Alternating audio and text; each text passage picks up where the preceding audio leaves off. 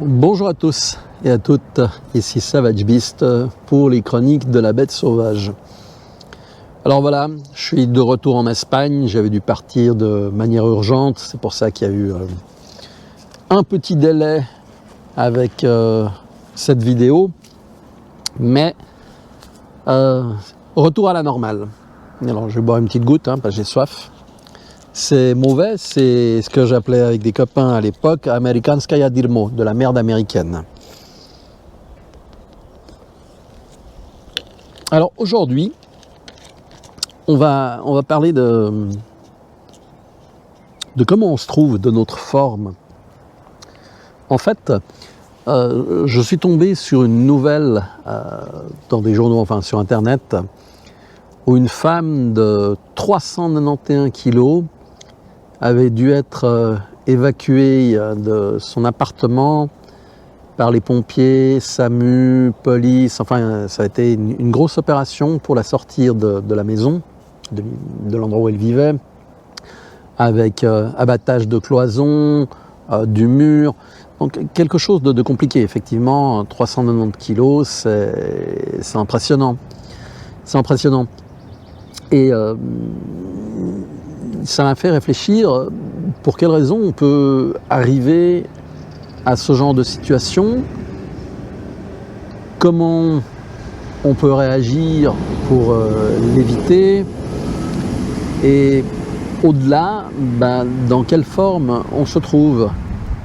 Et j'ai une méthode un peu particulière pour savoir dans quelle forme je me trouve. C'est-à-dire que beaucoup de personnes, pour maintenir un semblant de forme, je vais y revenir, vont dans des fitness, faire des exercices, de la muscu, etc. Ok, chacun son point de vue. La seule fois où j'ai fait du fitness, enfin les fois où j'ai fait du fitness, c'était parce que j'étais avec une copine qui trouvait que j'avais pas assez de pectoraux, pas assez de muscles, etc. Puis pour lui faire plaisir, je me suis dit ok, on va essayer, mais c'est pas pour moi, c'est pas le genre de sport qui me convient. En fait, je crois que je l'ai déjà dit dans une autre vidéo, je suis plutôt tendance à m'économiser sur la distance. C'est-à-dire que si on doit évacuer un endroit, on ne va pas partir en courant. Et encore, en courant, oui, s'il y a des bombes, s'il y a un tremblement de terre, mais dans ce genre de situation vraiment urgente, avec un tremblement de terre, vous allez pouvoir vous déplacer 20 à 25, 50 mètres au maximum parce qu'il y a tout qui tremble. Donc ça sera après que vous pourrez vous déplacer, mais il n'y aura plus besoin de courir, on ne sera plus dans l'urgence. C'est typiquement ce qui s'est passé en Turquie. Lorsque je vivais en Roumanie, il y a une faille qui passe du côté de Vrancea. Moi, je n'étais pas très loin. Je ne veux pas exagérer, mais 1 à 2 fois par mois, ça tremblait, ça bougeait, les murs, on sentait, c'était net. Alors la première fois, effectivement, je suis sorti en courant de l'immeuble, en dévalant les escaliers, parce que vous n'allez pas prendre l'ascenseur si ça coince.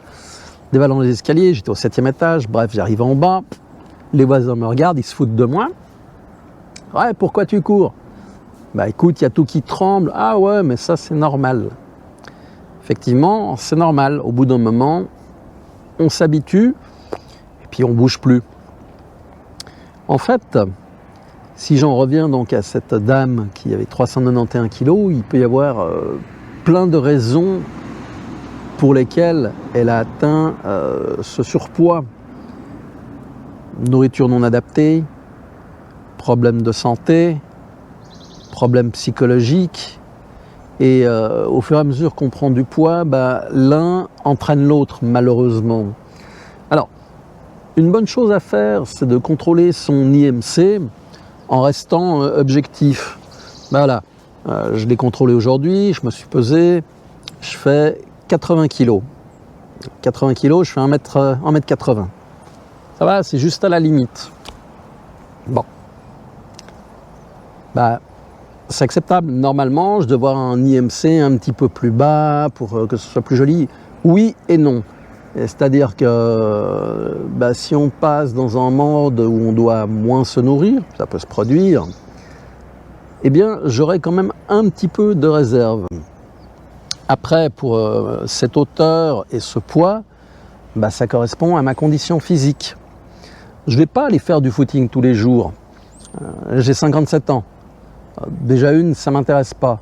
Comme j'ai dit, ce qui m'intéresse, c'est la distance. Donc, je fais beaucoup de marches. Marche avec sac à dos, etc. Quand je vivais en Roumanie, je me faisais des marches de 25-30 km avec un sac à dos de 25 kg. J'allais me promener le long du Danube, visiter des endroits, me poser dans la nature pour le week-end. C'était une démarche que je pouvais faire. Ici, en Espagne, c'est beaucoup plus compliqué parce que vous ne pouvez pas vous déplacer comme ça dans la nature. En plus de ça, les monts ne sont pas du tout entretenus. Donc, c'est très compliqué de rentrer dans la forêt. Je veux dire, c'est pas une forêt comme on a en Suisse, Roumanie, etc. Même France, une partie de la France. Ce sont des arbres différents de ce qu'on a dans les climats méditerranéens qui sont beaucoup plus résineux, beaucoup plus secs.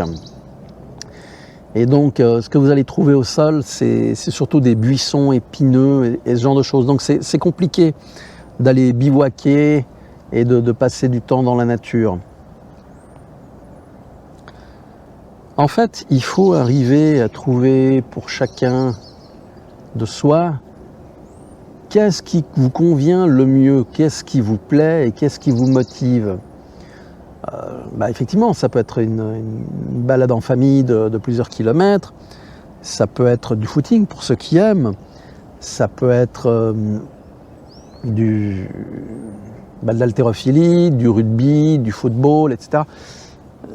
L'idée, c'est d'arriver à maintenir une condition physique.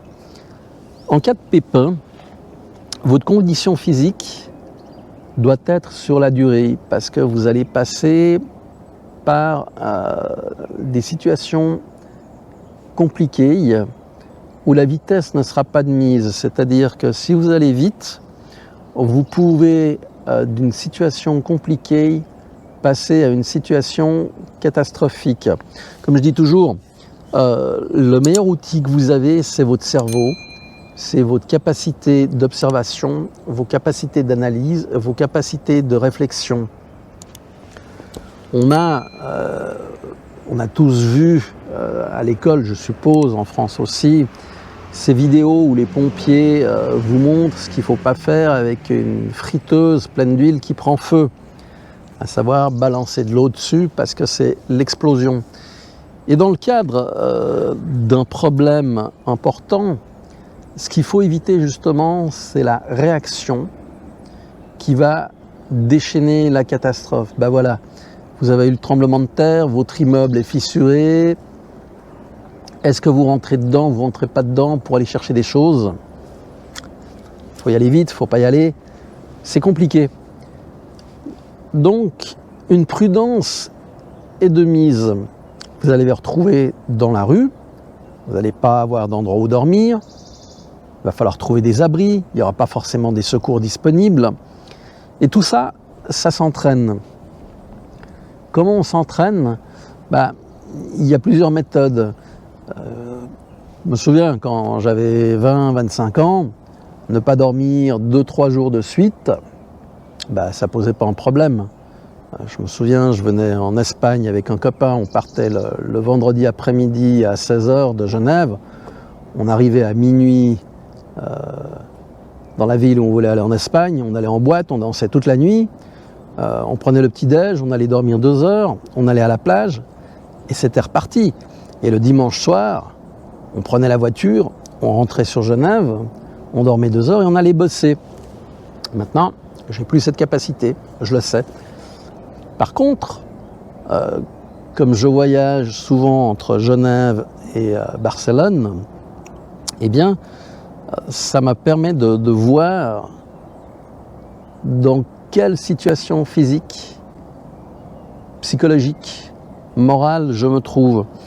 À savoir, je voyage en règle générale avec les cars parce que c'est ce qu'il y a de meilleur marché, c'est relativement rapide et ça devrait être un trajet raisonnable, ça fait environ 1000 km.